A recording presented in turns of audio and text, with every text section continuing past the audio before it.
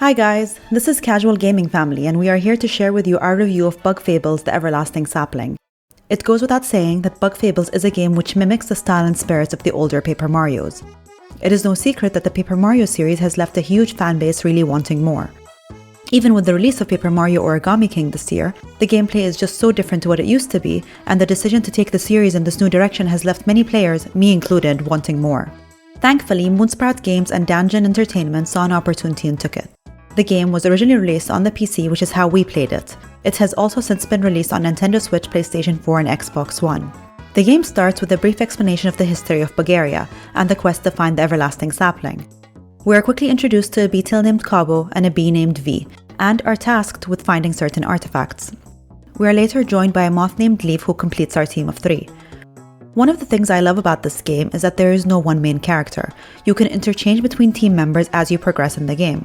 I started the game in love with Kabbu, focusing more on him in terms of medals and power-ups, but slowly I found myself drawn to Leif and then to V and then back to Kabbu again. At this point, I really cannot choose a favorite. I love each of them for different reasons. It's amazing that each of these characters has their own backstory for you to uncover, and they all come with their own baggage that you need to help them work through. As you get further along in the game, each bug will gain new abilities which can be used both while exploring Bugaria and in battles.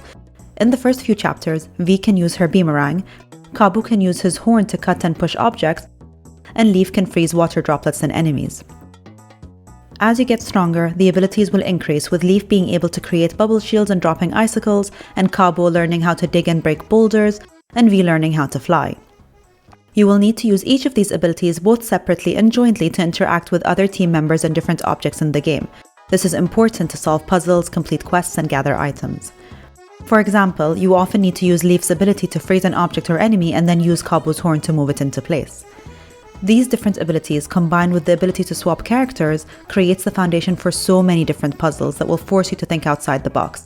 This of course creates a sense of pride when they're finally solved. I also cannot say enough positive things about how the battle system works.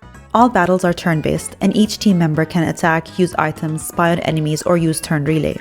To start off, each character has his or her own main attack. This can be used repeatedly and without any limits. As the game progresses, the characters will each gain special, stronger, and team-based attacks, which will require the use of teamwork points. You also have the option of rotating team members to choose which of them will stand in front. This allows that team member to deal more damage, but at the risk of being more likely to be targeted by enemies. The turn relay is also another added bonus. This allows a party member to give his or her turn to another member, but at the cost of some power, which seems like a fair trade. This is especially useful when battling certain types of enemies.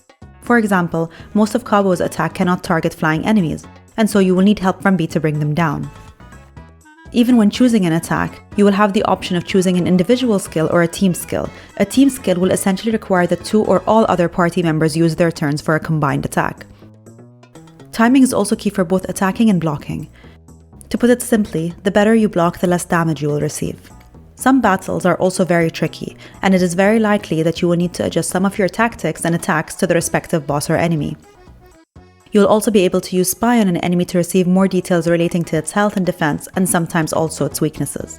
All these together force you to be strategic and tactical in your choice of attacks, use of teamwork points, choice of medals, and use of items. Another added bonus is that you can change the difficulty mid-game by equipping or unequipping the hard mode medal. Battling enemies and bosses while the medal is equipped will of course grant you more XP and more rewards. Let's also talk about the different characters that you get to encounter throughout Bugaria. There are an endless amount of NPCs throughout the game, and you can speak and interact with literally all of them. Bugs range from beetles to wasps to bees to moths to spiders to butterflies to termites, the list just goes on. At some points, I would find myself going out of my way to make sure I talk to every single NPC, because some of them have very fun or interesting things to say, not to mention some of them have hidden items or quests to complete. You can also eventually find a little chomper plant that can join your party. There are also so many different types of enemies in each of the different levels in Bugaria, and each enemy attacks in a different way, making it more interesting and also more difficult to get used to blocking their attacks. As you battle the various enemies and bosses, you get experience points, which will eventually cause you to rank up. With every rank up, you are given a choice to increase a stat of your choice, whether it is 1 health point per team member, 3 teamwork points for the entire team, or 3 medal points which will go towards holding more medals. I love that you rank up as a team rather than having to choose to rank individual characters, because I always end up regretting these decisions. I cannot emphasize enough how important the medal points will be as you progress in the game and gain more medals, which will include medals that can increase your party's HP or TP. Keep in mind that medal points are shared between all team members, but some medals can only be equipped to one member. What I love is that these decisions are not permanent and you can always unequip or move medals around. The number and types of medals are endless, and they range from those that increase your team's health points, teamwork points, attack and defense, to others that give you an extra turn or strengthen an enemy for more rewards. My favorite medal is the Bug Me Not, which essentially flicks away enemies that are too weak and aren't going to grant you any experience. You'll be able to find the medals all over Bugaria. They can be given to you as rewards for completing side quests and can be purchased in exchange for berries or crystal berries. Which medals you choose to equip will depend on your battle strategy and your playstyle. But what is great is that these choices are not permanent and can always be changed and customized to certain bosses or enemies or to match your playstyle as you progress. In the beginning, I found myself focusing on HP and TP medals. But towards the end of the game, I realized that I could really rely on these attacks to deal significant damage if the right medals were used.